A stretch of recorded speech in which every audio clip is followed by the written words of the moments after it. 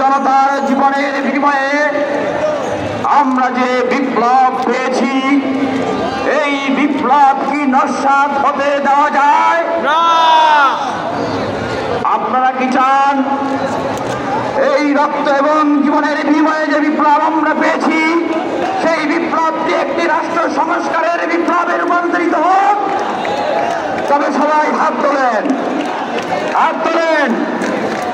আমরা শপথ করে বলতে চাই, আমরা যে বিপ্লব পেয়েছি, কোন ষড়যন্ত্র, কোন চক্রান্ত, কোন প্রতি বিপ্লবের মাধ্যমে এই বিপ্লবকে আমরা নস্যাৎ করতে দেব না। আমরা রাজপথে এই ছাত্র জনতা সদা জাগ্রত থাকব। আমাদের ভাইয়ের রক্তের সাথে কোনো বেইমানি করতে দিব না। যারা দালালি করবে, বেইমানি করবে, প্রশাসনের ঘাটতি মেরে বসে আছে, এই নতুন বিপ্লবোত্তর সরকারকে অচল এবং অকার্যকর করে দিতে তাদেরকে আমরা হুঁশিয়ার করে দিচ্ছি, তাদেরকে বের করে দিতে হবে। আমরা আরো সুস্পষ্টভাবে বলতে চাই, আমরা দেখছি এদিকে শেখ হাসিনা পুত্র সজীব ওয়াজেদ জয়, তিনি এই বিপ্লবকে মেনে নিতে পারছেন না।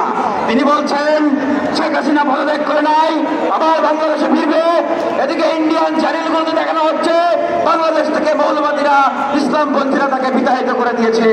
আমরা স্পষ্টভাবে বলতে চাই, যাদের মনে জ্বালা রয়েছে, যারা এই ছাত্র জনতার গণ অভ্যুত্থানকে এখনো মেনে নিতে পারছেন না, যারা এখন উকি ঝুঁকি দিচ্ছেন প্রতি বিপ্লবের মাধ্যমে প্রশাসনের বিভিন্ন যন্ত্রকে বিকল করে দিয়ে, বিভিন্ন সিন্ডিকেট করে দিয়ে এই সরকারকে অস্থিতিশীল ডেস্টেবিলাইজ করতে চাচ্ছেন, তাদেরকে সাবধান করে দিচ্ছি, আপনাদেরকে এই দেশ থেকে সমূলে উৎপাদিত করা হবে। আমাদের এই বিপ্লবে আমাদের নিজেদের মোরালিটির আগে সংস্কার করতে হবে। আমরা আর দুর্নীতি করবো না, অন্যায় করবো না, অবিচার করবো না। প্রশাসন থেকে দুর্নীতিবাজ আমলাদেরকে বের করে দিতে হবে। এই স্বৈরাচারের দোষর আমলাদেরকে বের করে দিতে হবে। এই যে ব্যবসায়ী সিন্ডিকেট, আমরা দেখেছি যে নির্বাচনের আগে তারা বলতো স্লোগান দিয়ে যে শেখ হাসিনার সাথে তারা আছে, জীবনেও তাদের সাথে আছে, মরণেও তাদের সাথে আছে। এই দোষরদের উদ্দেশ্যে আমরা হুঁশিয়ার দিয়ে বলতে চাই, যারা যারা সেই মিটিংয়ে গিয়েছিল, এই দোষরদেরকে ধরে ধরে গ্রেফতার করতে হবে। গতকালকে যেভাবে এক দোষর সালমান এফ রহমানকে ধরা হয়েছে, সবাইকেই ধরা হয়েছে, ধরতে হবে। আপনারা কোনো মিল, কল, কারখানা, ইন্ডাস্ট্রি কোনো ভাঙচুর করবেন না। এগুলো দেশের সম্পদ। যারা দুর্নীতি করেছে, ঋণ খেলাপি করেছে, তাদেরকে ধরে বিচারের আওতায় আনতে হবে। আর এই সমস্ত প্রতিষ্ঠানগুলোকে রাষ্ট্র নিয়ে এগুলোকে জনগণের কাজে ব্যবহার করবে। ধন্যবাদ সবাই। আমরা আরো একজন ছাত্র সংগঠনগুলোর প্রতিনিধিদের কথা শুনবো। এ পর্যায়ে অনুরোধ জানাচ্ছি জনাব সিদ্ধাতুল্লাহ, প্রতিনিধি ছাত্র শিবির।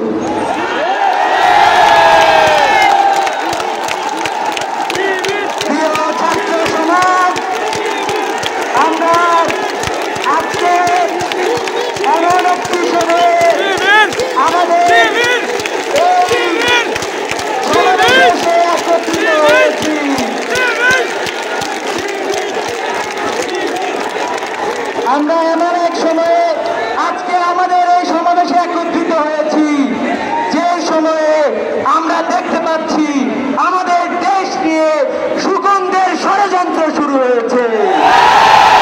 আমরা দেখেছি হাজার বছর ধরে আমাদের এই সমাজে আমরা সম্প্রীতির সাথে বসবাস করে আসছি।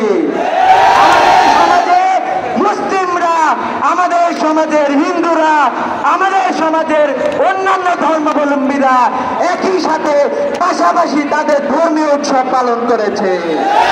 আমরা কখনো দেখতে পাই নাই যে আমাদের দেশে, আমাদের অন্যান্য দেশের মতো না, যে রাষ্ট্রীয় পৃষ্ঠপোষকতায় তাদের মসজিদ ভেঙে সেখানে মন্দির নির্মাণ করা হয়। যে আপনারা ষড়যন্ত্র শুরু করেছেন বাংলাদেশ নিয়ে। বাংলাদেশের মানুষ জানে যে কারাই ষড়যন্ত্র করেছে। ষড়যন্ত্র করেছিল ব্রিটিশরা, কারণ তারা ভেবেছিল যদি আমাদের মধ্যে বিবাদ সৃষ্টি করতে পারে তবে আমাদেরকে শোষণ করতে পারবে।